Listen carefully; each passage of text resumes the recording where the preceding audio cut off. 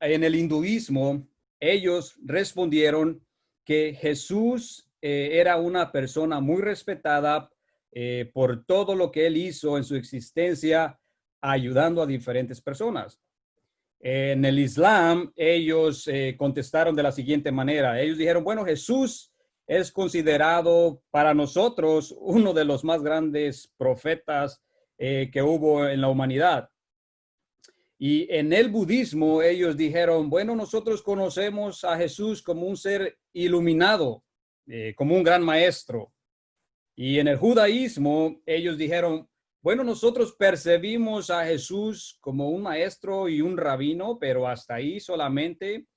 Nosotros no tenemos la creencia de que Él es el Cristo. Entonces, estas son las respuestas de algunos líderes religiosos alrededor del mundo.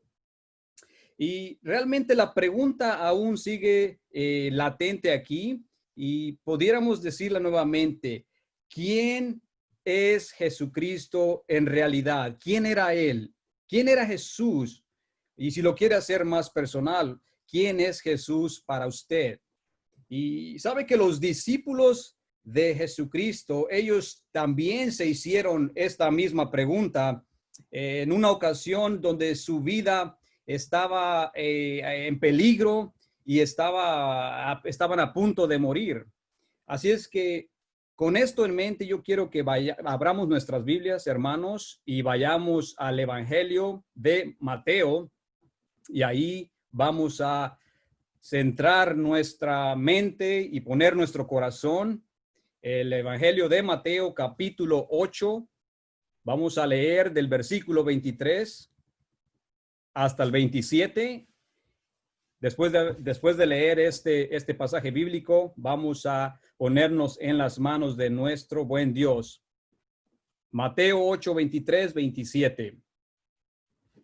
Dice, y entrando él en la barca, sus discípulos le siguieron. Y he aquí que se levantó en el mar una tempestad tan grande que las olas cubrían la barca, pero él dormía. Y vinieron sus discípulos y le despertaron diciendo, Señor, sálvanos que perecemos. Él les dijo, ¿por qué tienen tanto miedo, hombres de poca fe? Entonces levantándose, reprendió a los vientos y al mar, y se hizo grande bonanza. Y los hombres se maravillaron diciendo, ¿qué hombre es este? Que aún el viento y el mar le obedecen.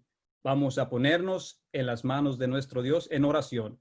Amado Padre Celestial, te hemos adorado, hemos bendecido tu nombre, Señor, porque reconocemos de nuestra gran necesidad, reconocemos, Señor mío, que tú eres nuestro Dios, tú eres nuestro Salvador y por ti existimos, Señor.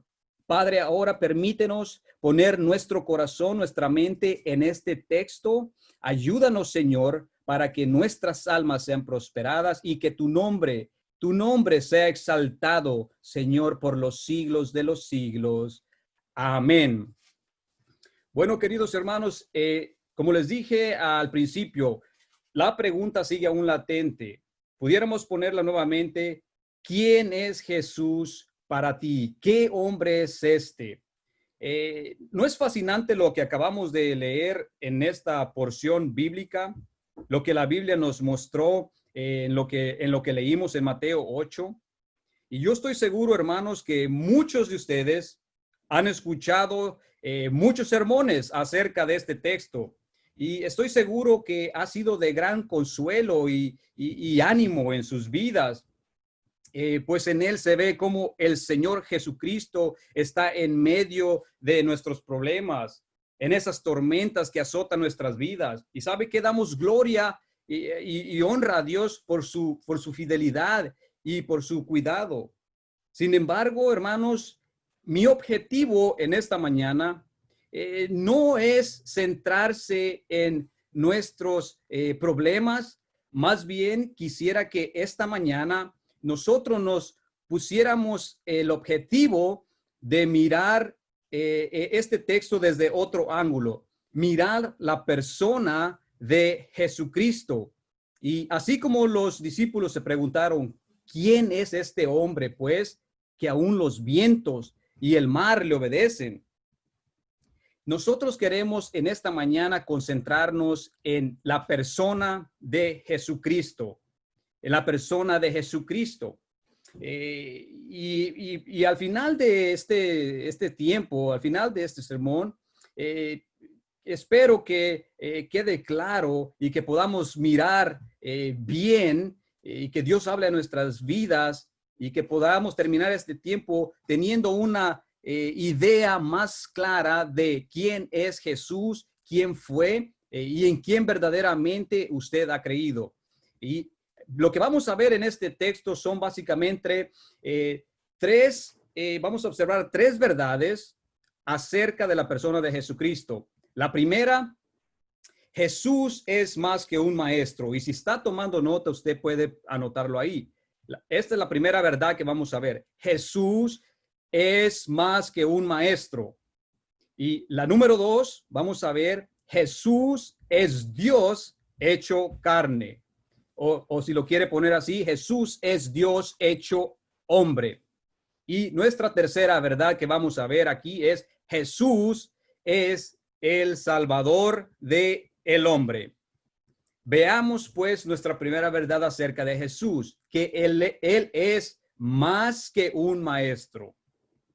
Sin lugar a duda, hermanos, el Señor Jesucristo fue y es conocido por la forma en que él ministraba, por cómo él enseñaba la palabra. Y sabe que multitudes, muchas personas, miles de personas lo seguían para oír su palabra. Usted puede notar eso y puede verlo en Lucas 5:1, en Mateo 4:25, en Mateo 14:13. Va a encontrar ahí cómo multitudes seguían al Señor Jesucristo y lo buscaban para escuchar su palabra. Él enseñaba en las sinagogas, en las orillas de los lagos, por las montañas, por las colinas. Sus enseñanzas fueron maravillosas. Él enseñó a los gobernantes cómo gobernar. Enseñó a los necesitados cómo orar. Él enseñó a la gente cómo ser buen vecino. Al que sufría, le enseñó cómo soportar el sufrimiento con esperanza. Ahora yo quiero que mantenga lo siguiente en mente, hermanos, que desde el capítulo 5 de Mateo hasta el capítulo 8, cuando usted comienza a leer todos los acontecimientos que usted va a encontrar en estos capítulos, sucedieron en un solo día. Así es que no quisiera que si usted lee el capítulo 6 piense que es otro día o el capítulo 7 otro día, sino que si usted comienza a abrir su Biblia y lee Mateo 5, ahí usted va a ver que el Señor Jesucristo comienza sus enseñanzas y cuando llega usted al capítulo 8, que fue nuestro texto donde nos concentramos, ahí va a ver usted que el Señor Jesucristo se adentró con sus discípulos a el mar. Así es que todos estos acontecimientos vienen sucediendo en un solo día. Ese día, desde cuando salió el sol, Jesús comenzó a enseñar hasta el anochecer, cuando él se adentró, como lo dije antes, con sus discípulos. Y ahí fue donde ellos fueron sorprendidos con esta gran tormenta, una tormenta que puso en peligro la vida de los discípulos al grado tal de pensar que ellos iban a morir ya. En el Evangelio de Marcos dice que ellos tuvieron temor por estos acontecimientos, pero también dice que tuvieron aún más temor al ver al Señor Jesús realizar los milagros, realizar este milagro de calmar la tormenta y de desplegar su poder contra lo que era imposible. Y ahí es donde ellos se dicen, ¿qué clase de hombre es este? Lo que nos da a entender, hermanos, escuche bien, lo que nos da a entender que los discípulos aún no tenían un entendimiento en su totalidad de quién era Jesús. Ellos no comprendían realmente al 100% de quién era Jesús. Ellos lo estaban acompañando cuando estaba él enseñando en el Sermón del Monte. Ellos fueron testigos de la gran enseñanza de Jesús, dando las bienaventuranzas, pero aún no tenían esa revelación total de saber quién realmente era Jesús. Recuerde lo que les dije, que al abrir Mateo 5, usted va a ver a Jesús comenzando a proclamar la palabra junto a Capernaum. Y muchos de ustedes conocen ya el pasaje de las bienaventuranzas, como lo mencioné. La gente quedaba impactada realmente por la forma que él les hablaba. Y obviamente sus discípulos también quedaron impactados por las grandes enseñanzas del Señor Jesús.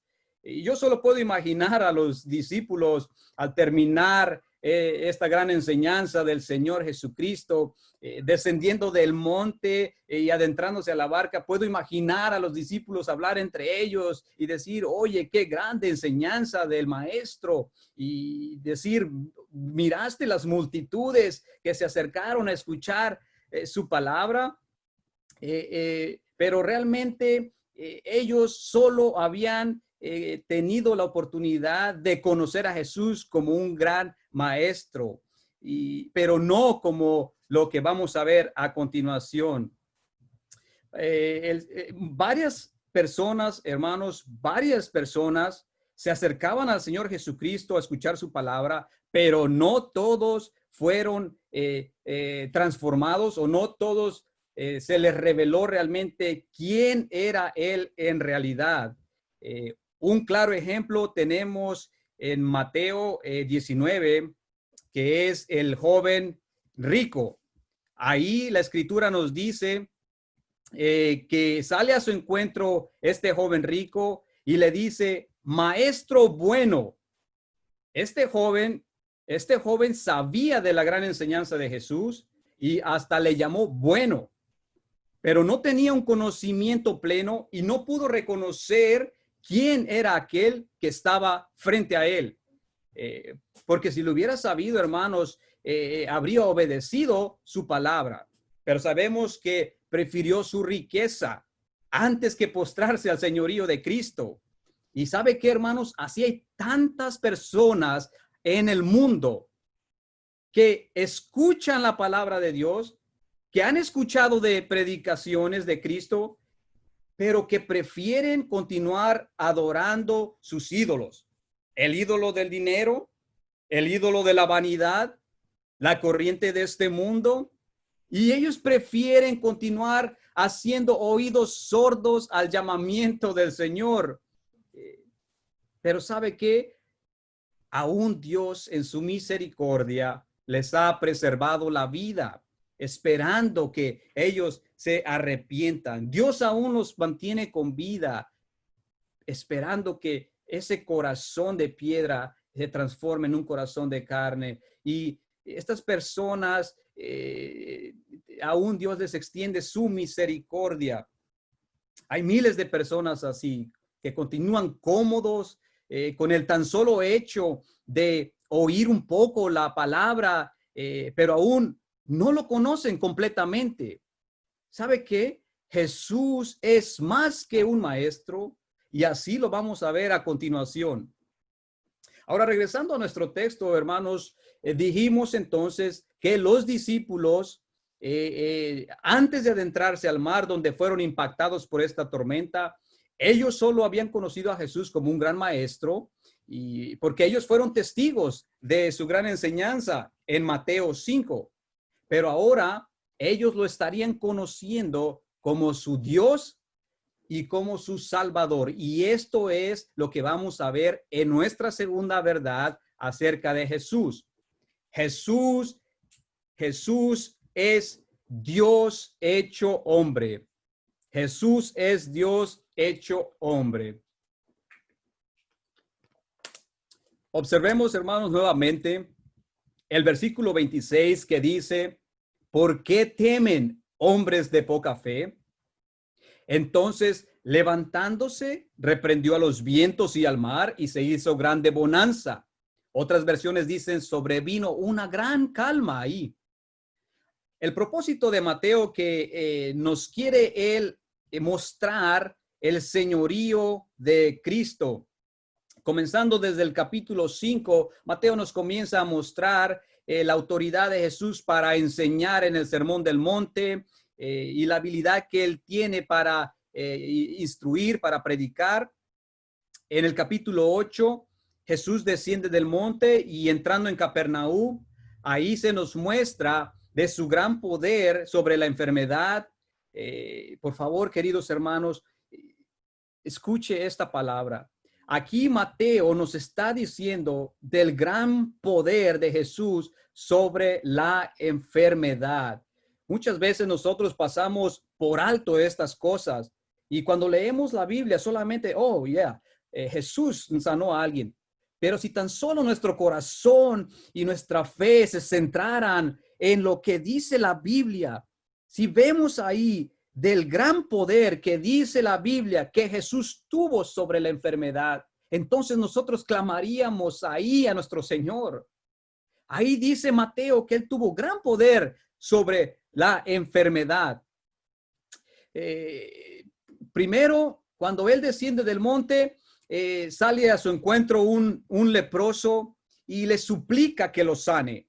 Él le dice, Señor, si quieres, puedes limpiarme. El Señor le dijo, sí quiero, sé limpio. Y la Biblia dice que al instante la lepra le dejó. Más adelante en Mateo 8:5 se nos relata que un centurión viene a suplicar por su siervo, del cual estaba muy enfermo y a punto de morir. Un centurión, hermanos, era un oficial de la Armada Romana que tenía a su cargo 80 soldados. Era un hombre muy respetado y muy reconocido, pero que esta persona reconoció su gran necesidad y eso lo llevó a acercarse y a pedirle al único que tenía poder sobre la enfermedad. Él le suplicó por su siervo y obviamente el Señor Jesucristo obró también un milagro en esa persona. Al llegar a Mateo 8:14, ahí Mateo nos relata la sanación de la suegra de Pedro. La Biblia dice que ella estaba postrada en cama y muy enferma y que el Señor Jesucristo al llegar a ella tocó su mano y la fiebre al momento la dejó. Enseguida de eso, ahí también se nos relata el poder de Jesús sobre los endemoniados. Y ahora al llegar a nuestro texto, al texto que leímos, encontramos ahí al Señor Jesucristo. Observe bien, lo encontramos desplegando ahora su poder sobre lo imposible, sobre la naturaleza. Y esto maravilló a los discípulos hasta el grado de tener temor. Recuerde lo que les dije, que los discípulos solo lo habían conocido por sus enseñanzas y habían observado milagros acerca de enfermedad, pero nunca ellos habían sido testigos acerca de el despliegue de su poder sobre la naturaleza, porque ese poder solo era atribuido al Dios de Israel, solo era atribuido al Dios Todopoderoso, a Jehová, Dios de los ejércitos. Ahora, quiero que me acompañe y vamos a ver algunas citas bíblicas para ver algo, hermanos, que es muy importante. Vamos al Salmo 89, del 8 al 9. Vamos a ver aquí algo impresionante que nos dejará tan impresionados por lo que vamos a leer. Salmos 89, del 8 al 9.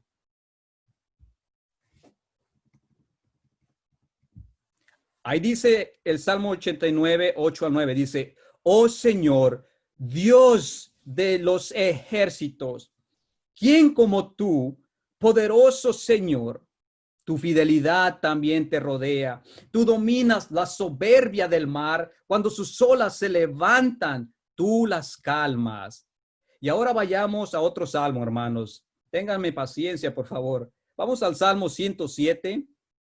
Del 28 al 29, es muy importante leer estos salmos para comprender quién realmente era Jesús. Salmos 107, del 28 al 29.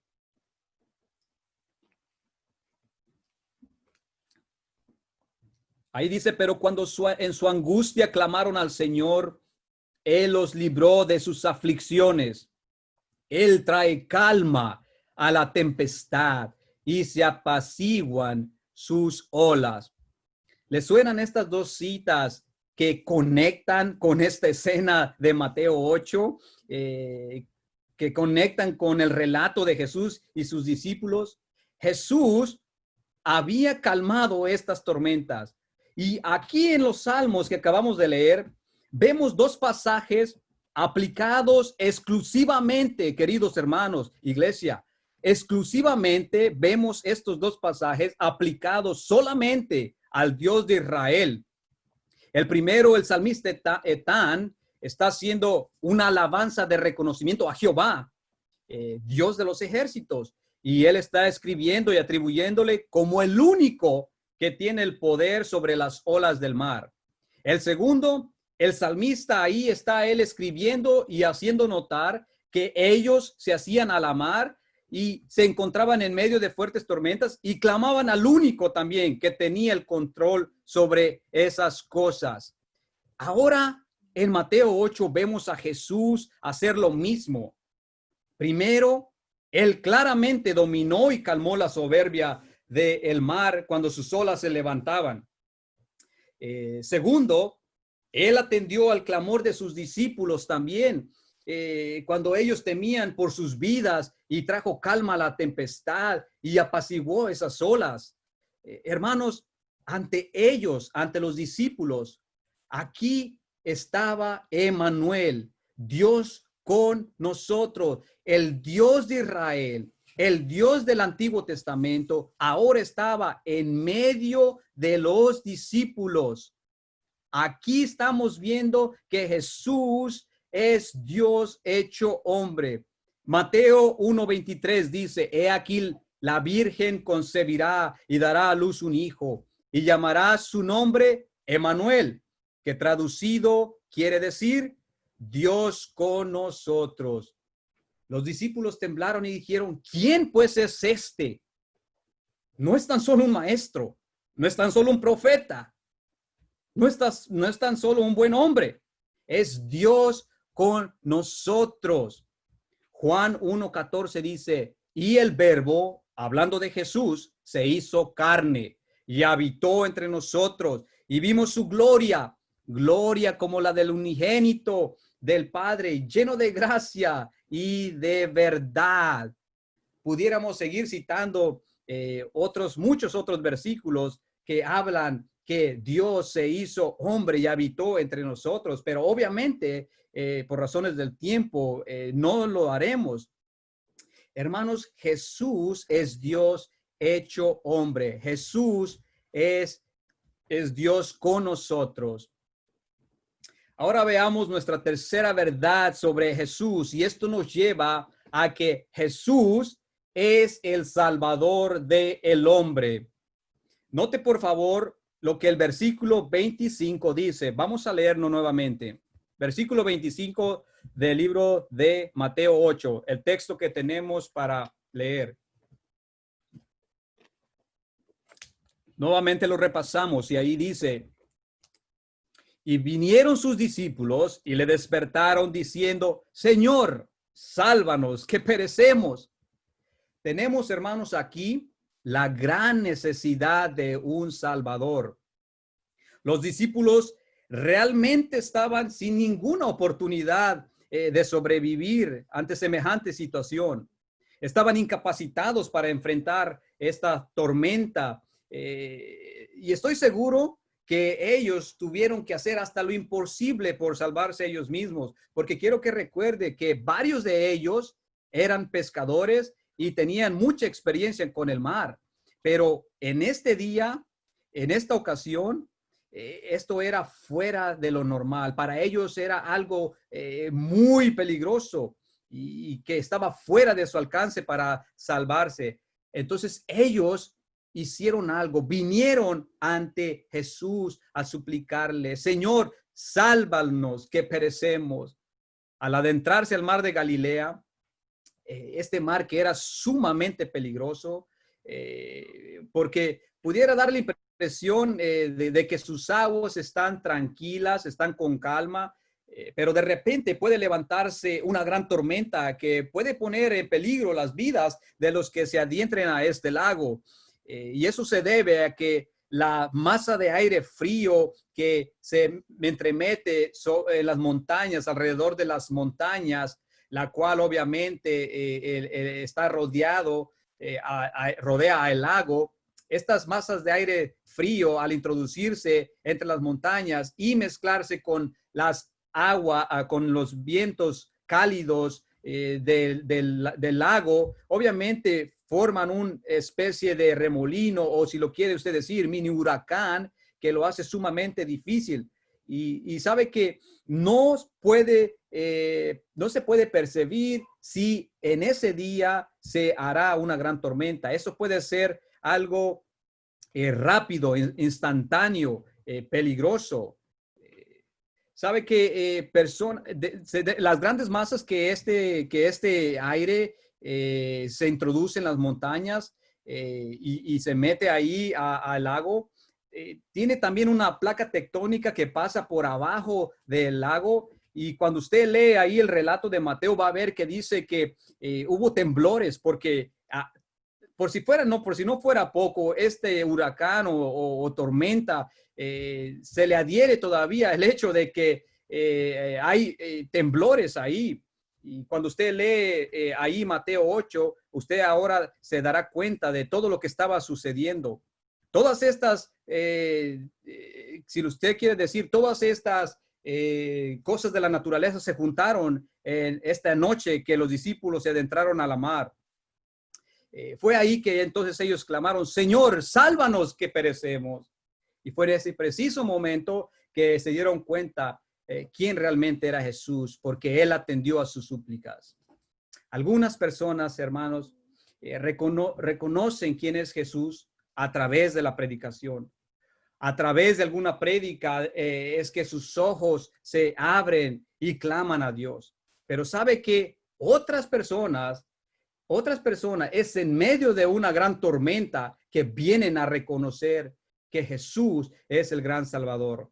Hermanos, yo he escuchado tantos testimonios de personas que me dicen que vinieron al conocimiento del Evangelio en medio de grandes problemas en sus vidas, en medio del cáncer, en medio de problemas familiares, en medio de la muerte de un ser querido, en medio del alcoholismo, en medio de problemas financieros, en medio de la drogadicción. Y desde ahí, desde ese lugar, ellos claman al Señor y le dicen: Señor, sálvame, sálvame que perezco. Y el Señor tiene misericordia. Dios puede usar grandes tormentas para atraer a personas a sus pies. El corazón del hombre, hermanos, el corazón del hombre es orgulloso y no quiere venir a Dios y reconocerle como su Salvador.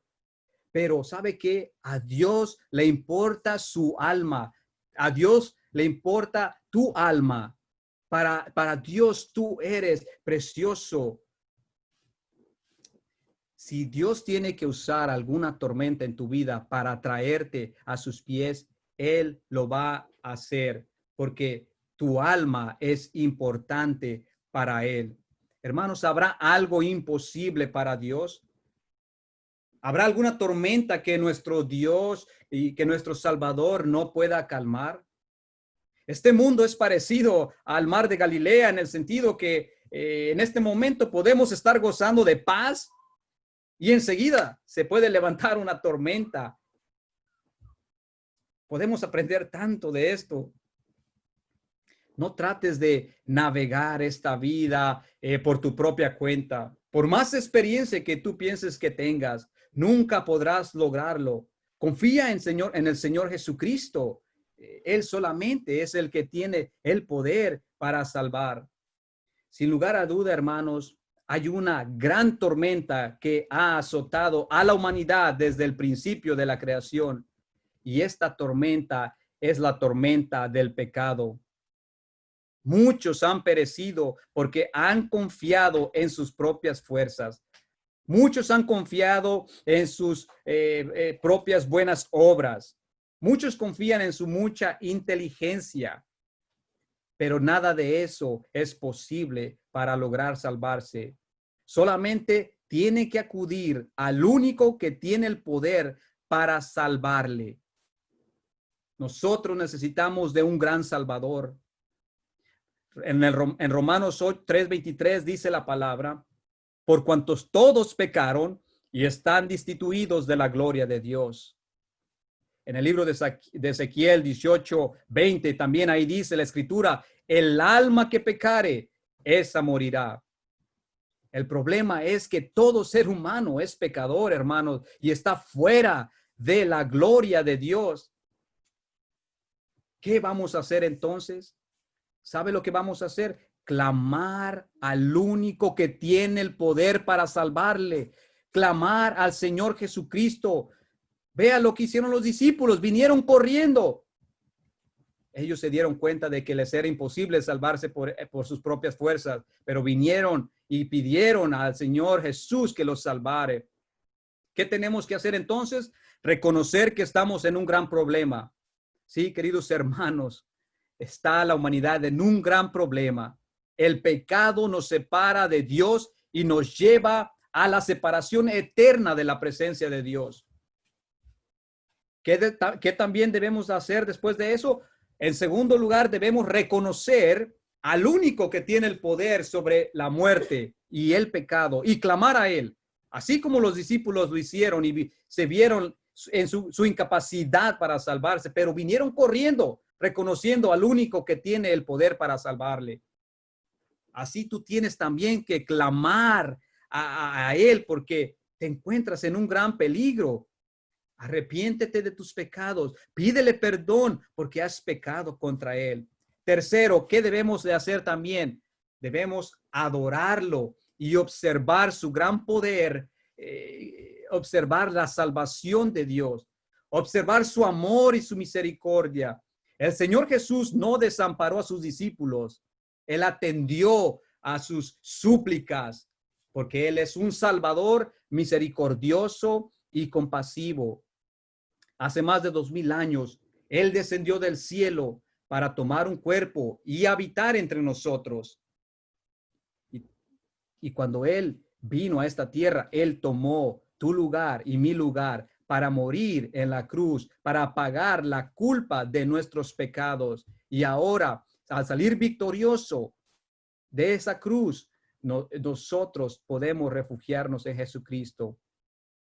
Juan 10:10 dice, yo he venido para que tengan vida y para que la tengan en abundancia. ¿Quién es este hombre entonces, hermanos? Concluimos entonces con lo siguiente. ¿Quién es este hombre? ¿Quién es Jesús? ¿O quién fue Jesús? Él es más que un maestro. Él es tu Dios. Él es tu Salvador. Porque Él te amó y dio su vida por ti para que tú puedas vivir eternamente y estés con Él por los siglos de los siglos. Que a Él sea la gloria, hermanos. Vamos a orar. Padre amado, gracias por la oportunidad, por tu preciosa palabra. Ahora ruego, Señor, que esta palabra que escucharon mis hermanos y que escucharon, Señor, aquellos que aún no te conocen, Señor, tú la preserves en los corazones de ellos y que la meta final de todos nosotros es venir corriendo hacia ti, Señor mío, porque tú eres el gran Salvador. Que a ti sea toda la gloria por los siglos de los siglos. Amén. Gracias, queridos hermanos. Dios les bendiga.